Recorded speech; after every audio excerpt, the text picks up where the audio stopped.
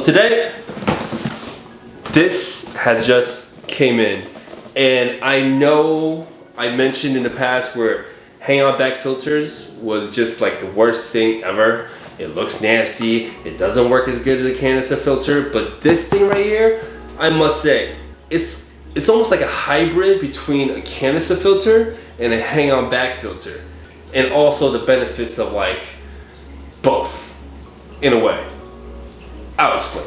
Rated for up to 75 gallons and gallons per hour is 350, so that's pretty darn good.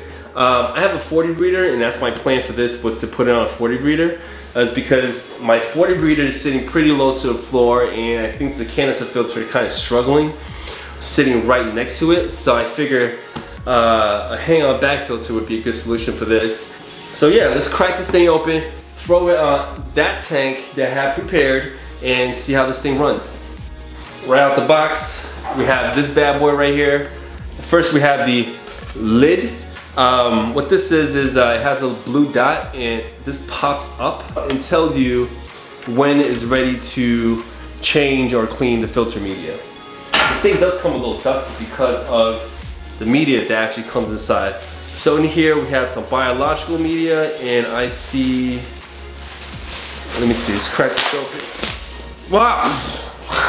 Oh! Wow, so okay, that was kind of insane. I really did not expect that. So when you guys are opening the filter media basket, yeah, do that in the bathroom. Pretty healthy bag of media, so we'll probably use this. We also have some, ceramic rings that we'll put in there as well. Up next, I feel like everything else here is like super dusty, and just one tiny coarse pad, and that's pretty much it in terms of the media that it comes with. Now the main reason I got this was for this right here, the little bin. Now what you do want to do is this little notch, push it forward. Now you can release the bin, and it's pretty deep. There's nothing else. And the good thing about this is, you see the grooves in the bottom? That basically forces the water to filter through the media before it actually comes out the front. And also this little knob in the front, what that basically does is adjust the flow of the water that's coming out. And also there's a knob on the bottom that opens and closes this valve right here. And here's the pipes. I think this extends. You see little notches here, and that's a little clip. So basically, make it short, make it tall. So it's a telescope. I have a couple of more things here. I'm not sure if these are useful or not, but I'll put them aside for now. All right, so what I'm gonna do now is I am going to cut some sponges, prepare the ceramic rings, and throw it in here. And then I'll take you guys over to the tank. All right, so I cut the sponges, and I found out, well, at least by experimentation, that it's easier to actually cut two small little pieces and kind of Tetris it in here versus cutting one big piece that equals that.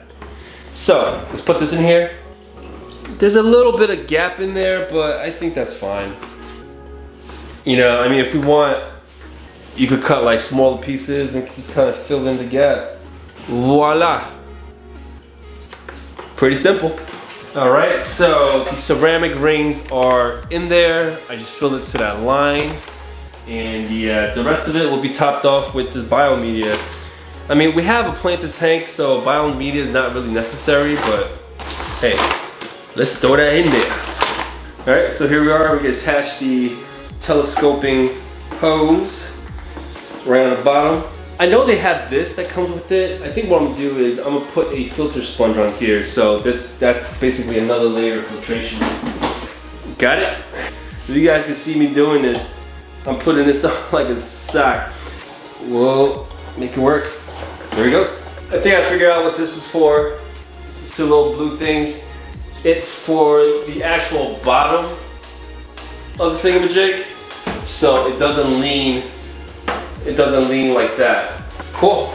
And the best feature about this is it is self-priming. So all you have to do is plug in the power, and it is ready to go. Oh! I had this running it is not quiet. And also up top here, the flow adjuster is just not working. See the resistance?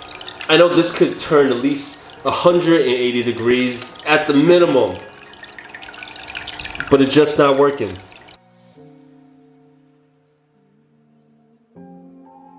Alright guys, so today I got my replacement Seachem Tidal 45, and here is the replacement, and that is the old one. And one thing to know is, I don't know if they're selling me old products or whatnot, but if you can see here, this is the first one I got, and there's a lot of scuffs on that hood. And for the second one, same thing.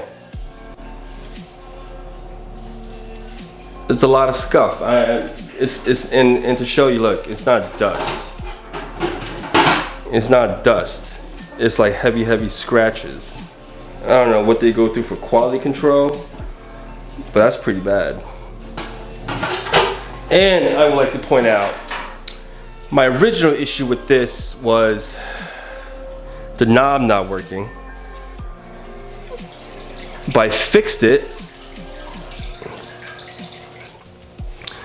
And for the new one, let me turn it down. And for the new one, look.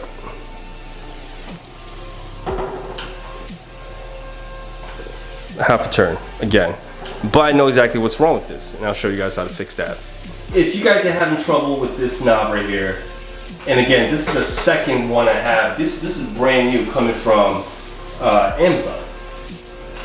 Right? If you have a problem with that, what you want to do is you want to take this little notch off. To pry this thing off, the easiest way is to take your fingers here at the bottom and just lift up using this as leverage. All right, you see this? You see this motion? You're pulling up.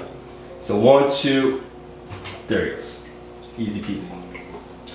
Now you want to take this little thing off, and boom, just literally pull it out. And you can see what the problem is, and I've experienced with the first one is this thing is bent. You see that? So you can heat it up with a blow dryer, so it's easier to mold, but what I did was just kind of bend it back. Just keep bending it back until it's straight, then you put it back in. That's basically it. This basket right here, this is top notch in terms of filtering majority of the water that's coming from in the tank into the filter and through the top. So that part I'm pretty happy with, but if you could hear the sound on this, I'm not talking about the water trickling, but the actual sound of the motor.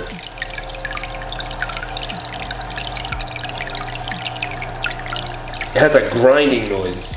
Here, I'll even put the lid on.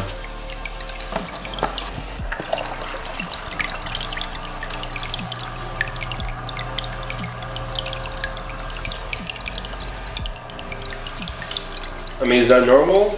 Maybe it is normal. Maybe that's how it is. I have no idea.